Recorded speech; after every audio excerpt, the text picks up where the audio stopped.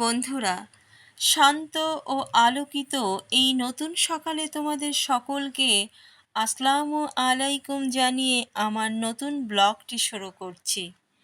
আম গাছে দেখো, এই যে গুটি এসে গেছে। আমের এই গুটিগুলো এক সময় পাকও ধরবে, আবার শেষও হয়ে যাবে। দিন আসে দিন যায়, এভাবেই আমাদের সময় চলে যায়, কখন টেরই পাই না। তারপরেও সময় তো যায় সময়ের গতিতে। গতকালের একটা ঘটনা তোমাদের সাথে আমি শেয়ার করি। গতকাল স্কুলে যে আমার এক কলিগ কথায় কথায় একটা কাহিনী বা গল্পই বলছিল তার নিজের পরিবারের সম্পর্কে।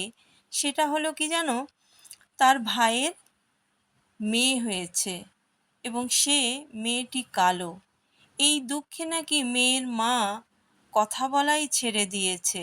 আর সেই সন্তানের দাদা, সে বলল মেয়ের পরে আবার মেয়ে, তাও আবার কালো। এ মেয়ে বিয়ে দেব কি করে, আর আমার বংশে বাতিও বা দেবে কে? শুনে না আমি কিছুক্ষণ নীরব হয়ে বসে ভাবছিলাম, হায় রে শিক্ষিত আর অশিক্ষিত, কোনো ব্যবধান নেই এ যুগেও। সভ্যতার অগ্রগতি হয়েছে, প্রযুক্তি এগিয়ে গেছে, কিন্তু চিন্তাধারা সেই একই আছে আগেরই মতো। কালো রঙের এত অপমান! আমরা তো প্রায় বলি, জাতির মেয়ে কালো ভালো, নদীর জল ঘোলা ভালো। বাস্তবে তার মিল কোথায় বলো তো?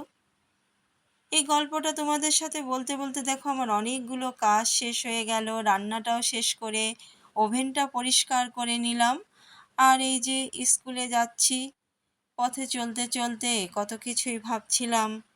আমার মতে কি মনে হয় জানো, আমি নিজে এই বয়সে এসে মেয়েদের সম্পর্কে আমার বলতে ইচ্ছা করে, কন্যা, তুমি হও অনন্যা, নিজ আলোয় আলোকিত করো তোমার চারপাশের আবর্জনা। সবাই ভালো থেকো। আল্লাহ হাফেজ।